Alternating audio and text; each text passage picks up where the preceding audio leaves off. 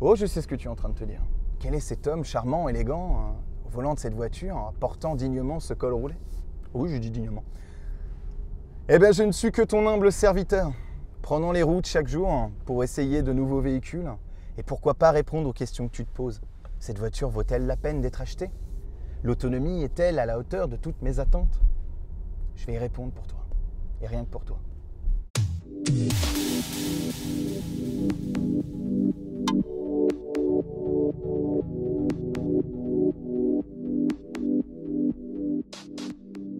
Bonjour les mobilistes, on se retrouve sous la neige fondue pour essayer le nouveau XC60 T8 de Volvo. Alors que vaut le SUV hybride suédois? C'est la question à laquelle on va répondre aujourd'hui. C'est parti! Analysons ensemble ce Volvo XC60 plug-in hybride, PHEV pour les intimes. Il est propulsé par un premier moteur thermique à l'avant de 4 cylindres pour 2 litres, le fameux T8 de Volvo. Il représente une cylindrée de 1969 cm3 pour une puissance moteur de 320 chevaux. On parle tout de même d'un couple, pour ce moteur thermique, de 400 Nm. Sur le train arrière, on retrouve un moteur électrique d'une équivalence de 87 chevaux, pour un couple de 240 Nm, ce qui nous fait une puissance combinée de 407 chevaux.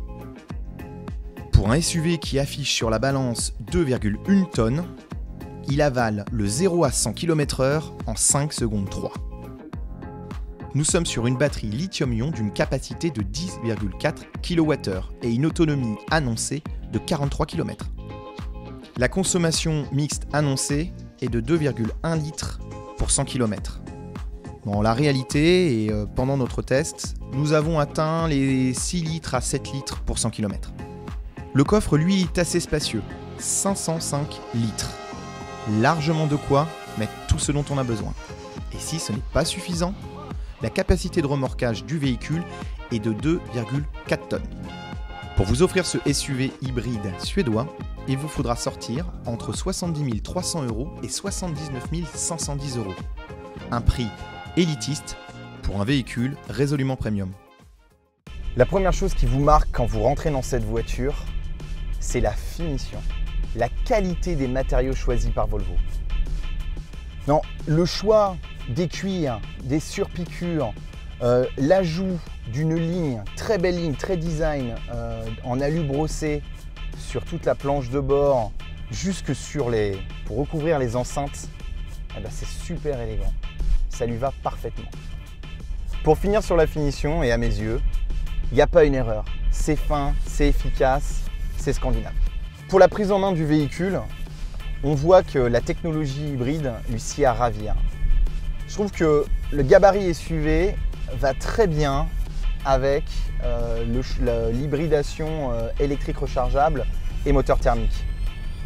Le moteur électrique donne énormément de souplesse et de vivacité à un véhicule qui pèse quand même 2 tonnes 1 à vide. 2 tonnes 1, pas rien non plus. Eh bien, on ne les sent pas.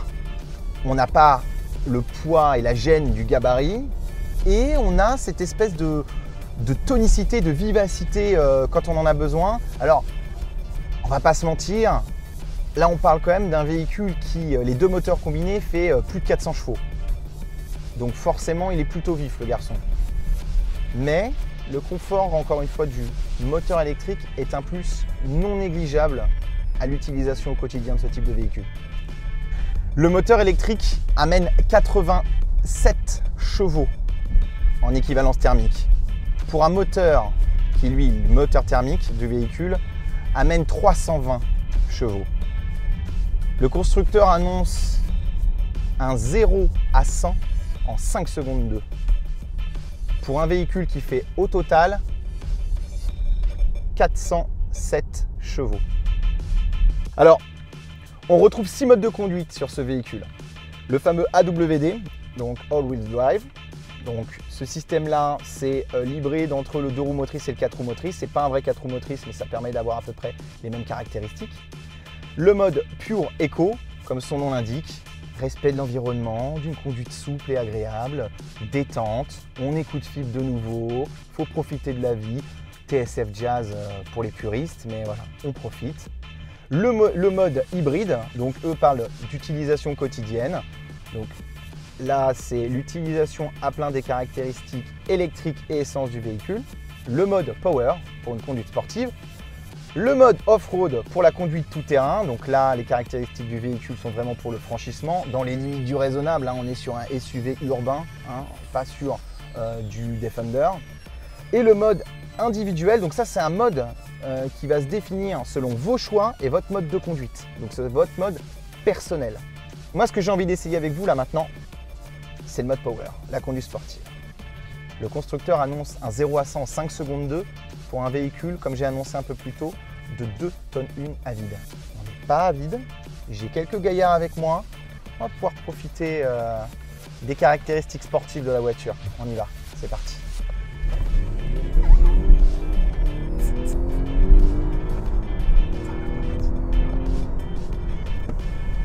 Habile. Bon, on a testé le 0 à 100 en 5 secondes 2. Opération validée. Le test a été réussi. Des caractéristiques sportives indéniables et un plaisir qu'il est tout autant. Ça paraît dingue, autant de vélocité et de nervosité sur un véhicule de cette taille. Alors niveau autonomie, parce que c'est la question qu'on va forcément nous poser, elle intéresse tout le monde. Pourquoi avoir un véhicule hybride rechargeable s'il n'y a pas d'autonomie, s'il n'y a pas d'intérêt à l'usage? Volvo parle de 42-43 km d'autonomie sur son moteur électrique. Moi, je vous confirme qu'on les fait largement. J'ai fait un trip de 50 km, voire un peu plus, avant de passer totalement sur le moteur hybride. Donc là aussi, test réussi. On peut faire des bornes et faire des économies d'essence au quotidien. On a dans cette voiture un truc en plus. Sois attentif. C'est les enceintes. Mais les enceintes Bowers & Wilkins, dans le texte, sont juste extraordinaires. On a une sono d'enfer. Bon, on commence à être un peu coutumier de ce genre de commentaires, mais tous les véhicules aujourd'hui en sont équipés, au moins les véhicules qui comptent. C'est donc ce système iCockpit, digitalisé. Sur ce Volvo XC60, il fait le job. Il est correct. Là-dessus, je dirais vraiment peut mieux faire. Et ça manque de visibilité et de lisibilité pour la partie GPS et navigation. Voilà. C'est beaucoup moins bien fait que ce qu'on avait pu voir et dire sur la e-Golf de Volkswagen. Il faut que je vous parle de l'ordinateur de bord. Pendant que je suis en balade là, dans les petites rues de cette petite ville de campagne merveilleuse, il faut que je vous parle de l'ordinateur de bord. C'est important. Ça reste entre vous et moi, mais c'est important. Il est très pratique. On avait eu cette contrainte-là sur l'Audi Q7 e-tron, où le volume d'options et de personnification du véhicule rendait long et complexe son utilisation, son usage. Eh bien, Volvo a trouvé une interface très pratique avec une sélection, une présélection de toutes les options du véhicule qui facilite son usage, mais totalement. J'ai critiqué la partie navigation et la visibilité de la navigation sur la partie cockpit, mais c'est une franche réussite sur l'affichage tête haute. Bon, technologiquement, le véhicule, il est au point. Voilà, on y retrouve tout ce dont on a besoin, avec principalement, aujourd'hui, c'est un sujet qui intéresse tout le monde, surtout à l'achat d'un véhicule premium, mais c'est l'effet miroir, donc l'usage du téléphone dans le véhicule. Et bien là, Android Auto, Google CarPlay font le job. Bon, il y a une option qui est assez sympa et que l'on retrouve sur les Tesla et autres véhicules de même gamme et à la pointe de la technologie. C'est le système Pilot Assist. Donc le système Pilot Assist, c'est simple. Le véhicule détecte le trottoir, la ligne blanche ou deux lignes blanches, situe le véhicule au centre et le place par rapport à le véhicule de devant. Voilà. Et vous roulez avec une certaine autonomie, donc vous avez un véhicule, un semblant de véhicule autonome. Mais n'oubliez pas, on garde toujours les mains sur le volant, on n'est pas aux États-Unis. Merci d'avoir suivi cette vidéo. N'oubliez pas les fondamentaux.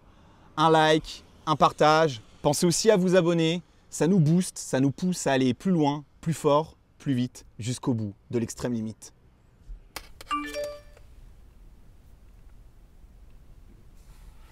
Qui pas écrit. Étron avec sourire. Visage envoyant en baiser. Visage désemparé. Visage de clown. Visage souriant avec des lunettes de soleil. Bonhomme de neige. Flocon de neige. Liasse de billets avec des ailes. Visage tirant la langue avec les yeux fermés. Visage qui roule par terre en rigolant. Visage souriant avec un chapeau de cow-boy. Visage fâché. Hoquet d'une main à la peau claire. Main de dos à la peau claire avec index pointant vers la droite. Main à la peau claire avec l'index et le majeur croisés. Biceps à la peau claire. En action. Voulez-vous répondre? Parfait, on fait comme ça.